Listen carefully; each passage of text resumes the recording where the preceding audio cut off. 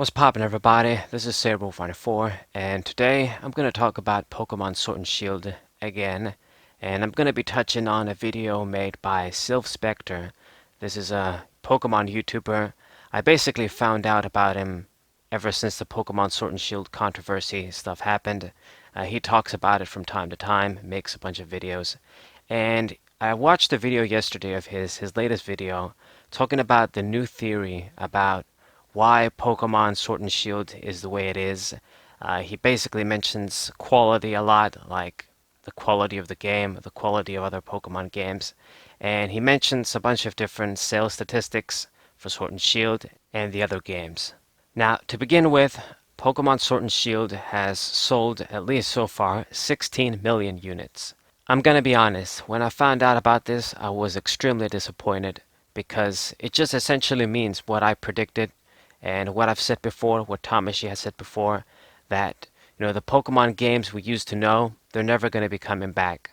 They're going into a new direction with the Pokemon games, and people like me, people that grew up and are fans of the old school Pokemon games, the mid 2000s games, are pretty much done. I had hoped, even though I had a feeling, these games were going to sell extremely well either way, I had hoped that maybe we were going to see a couple of millions of a decline. Like maybe a bunch of people, wouldn't buy the games. And maybe they did, but in the end, the games still sold 16 million. At this point, it's pretty much guaranteed they're going to outsell Pokemon Ruby and Sapphire, and they might even outsell Diamond and Pearl too. But anyway, the video kind of goes like this. His video is basically discussing the theory that the way Pokemon Sword and Shield is and the recent Pokemon games have been is because of us, the fans.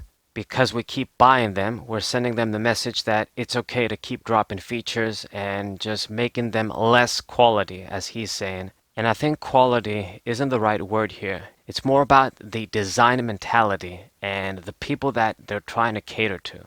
And yeah, this is a pretty obvious theory. You don't need to be a rocket scientist to figure it out. If they're making the games the way they are, and people keep buying them and they still sell, then they're not going to stop. They're going to keep doing what they're doing, right? That's another reason why I didn't want Let's Go Eevee and Pikachu to be a great success. It's because I knew they were going to affect the other Pokemon games that would be coming out in the future. It doesn't matter if people thought that Let's Go Pikachu and Eevee weren't supposed to be mainline Pokemon games and what have you. For any business, for any company, which at the end of the day video game developers are, it's money that talks. And so, between the 3DS games, between Let's Go Pikachu and Eevee, we are where we are with Sword and Shield. And, like I've said in another video, I don't have a lot of great hopes for the Diamond and Pearl remake too. Now, my theory is this though, and not a lot of people are talking about this. SilphSpectre and other people talking about these topics should also take into consideration. I actually do think that a lot of people, a lot of the OG fans, did not buy Pokemon Sword and Shield and is just not into Pokemon as they used to be. I'm a great example of that. The reason why these games still sell, even if some of the older fans drop out, newer fans get recruited in.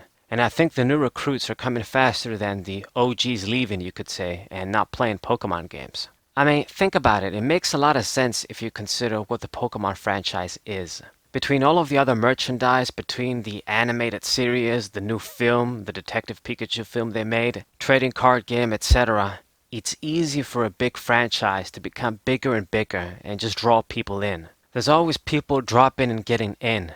I think this is why you see the couple of million sales differences between various Pokemon games. The Pokemon company sees that and recognizes that, and like I've always said, they're catering to the new kids of today. They're trying to get new people in, new children in. And if older fans like me stick around, they welcome that, but we're not the priority. They're adapting to the new marketplace, and like I've said a billion times before, maybe this is just the natural evolution of the franchise.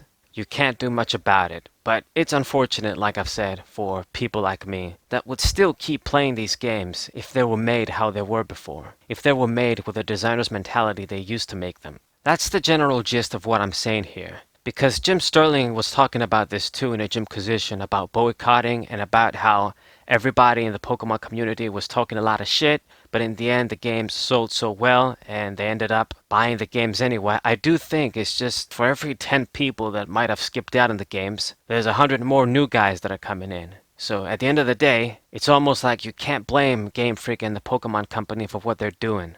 They're getting new people hooked into the franchise, and the older guys like me are just a little bonus. We just gotta accept it. We just gotta accept it that it's the end of the old era. I mean, Tamashi Hiroka made a recent video about her best games of the decade. There were 2 Pokemon games in that list. Black and White 2, Heart Gold, Soul Silver. There was no X and Y for 2013. There was no Omega Ruby, Alpha Sapphire for 2014. No Sun and Moon games, and no Sword and Shield. We're just a demographic that for them, it's like our time has passed. So indeed, like Sylph said, a lot of sales of a game doesn't necessarily mean that it's a great game, just that it's really popular.